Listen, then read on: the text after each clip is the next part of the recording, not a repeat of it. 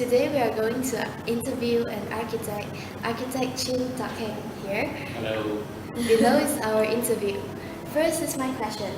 First, how did you get started as an architect? Of course, I started by studying. Alright, go to a university, study architecture as a degree for 3 years. After that, for a year of training, and come back to the university on after the 4th year training to do a postgraduate study on the 5th and the 6th year. Okay. After that, work another year for the professional exam. And if you pass it, you can register as an architect. Sure. Next question. In your opinion, what is architecture all about? Architecture is about people, how they live, how they die. And in between, how they spend their time. It's all about people. Without people, there's no architecture. To serve the people. Okay, so can I know what makes a good building? What makes a good building? Yeah, good building. I think a building essentially serves the purpose of the people, right? And the people must know the use. You must interpret that use into a built form, whatever the form you may choose. So architecture that's good to me is a form that follows a function. Then, what is your principal? Oh, sorry. Okay, so can I know who is the architect that influences or inspires you a lot in your architectural work? When I was a student, I think Frank Lloyd Wright is one of the architects that was quite influential in his times, and he lived until the age of 89, and he built a lot of buildings in US, and his architecture is called organic architecture. So he is about the architect that I would say is worth spending time to pay attention to. And that architect is quite inspiring, right? From what he writes and what he draws, sketches. Most architects do not write, they draw. Okay, but this particular architect does quite a bit of writing, his philosophy and so on. So not only you know what is drawn on paper, but it's in his mind and in his heart. So that's how you can be encouraging and inspiring. Can I know how to become an architect? How to become an architect? How to become an architect? Of course, as I said, you have to go to the school of architecture, study, pass your exams, and be registered. That's when you become architect with a capital A. Is it difficult to become an architect? I would say it's not easy. To say difficult depends on how you feel life is. It's not easy, meaning you have to be very disciplined to start, consistent, and it is something that you must be very determined also. You cannot start something called architecture and halfway say, I've been out of it, the roof won't be finished. So, what is your favorite architectural masterpiece? Falling Waters by Frank Lloyd Wright. So his. Yes, to me, that's a very simple house built next to a waterfall, and the spaces it generated was very unusual. So, how's the emotional changes you feel from conception to construction and finally completion of a project?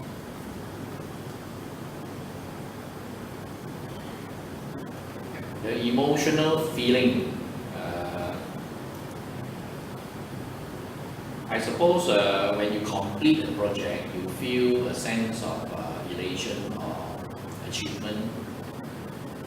But even that also, there's an anti-climax because you spend many months or many years working on it, and finally you have to hand it over, right? And it's not yours, you're doing it for someone. So that you feel attached to it, but you must bear in mind it's not yours. You have to let it go. Okay?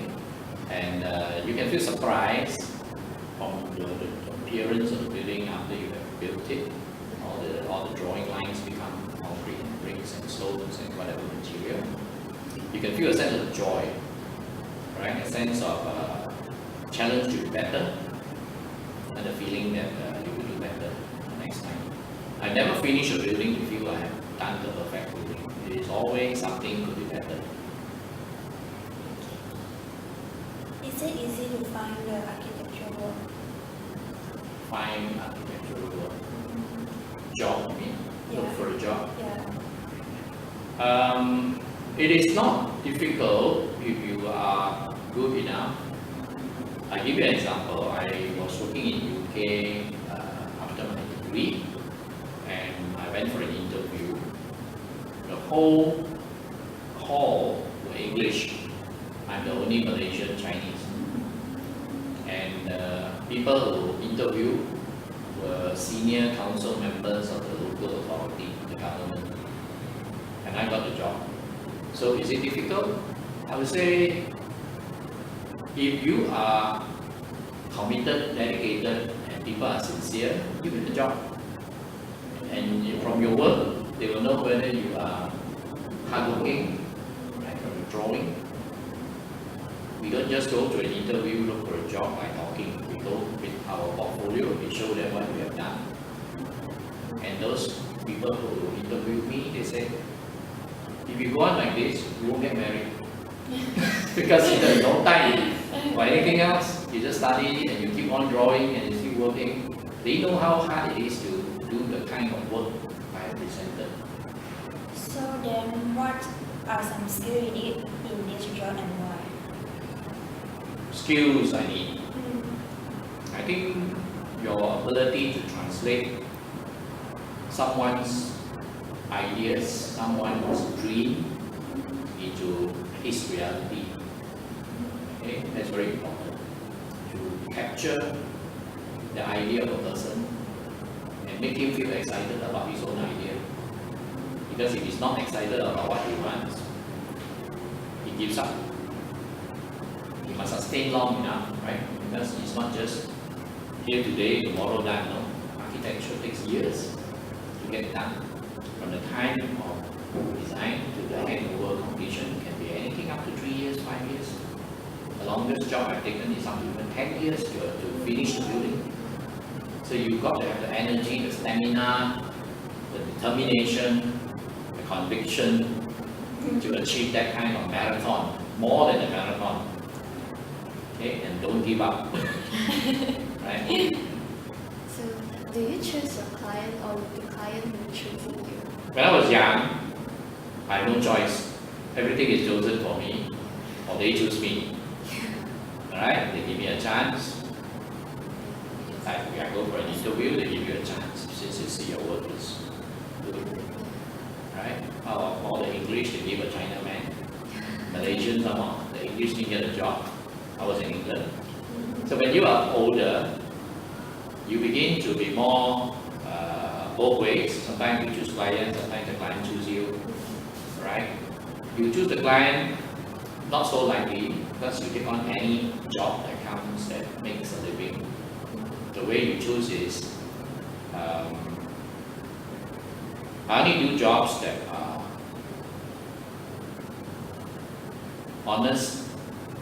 Okay, that means the client is sincere. You can't work for any other man. You work for a person who is not sincere, is the hardest.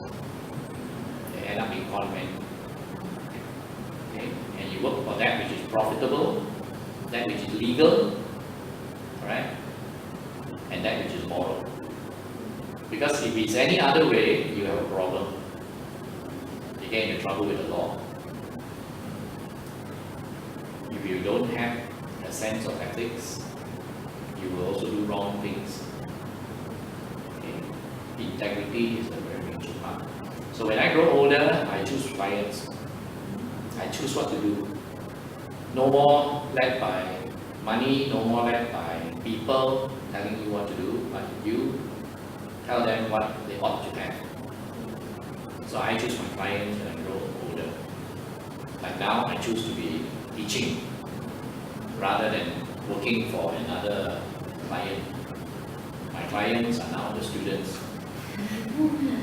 Okay, you go back in one circle, and when you're young, let's say, you have no choice. People put you where you are supposed to be, full stop.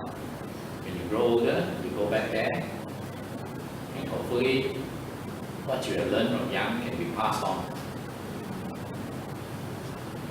So, what is your point of view for mega scale buildings that are emerging throughout the world?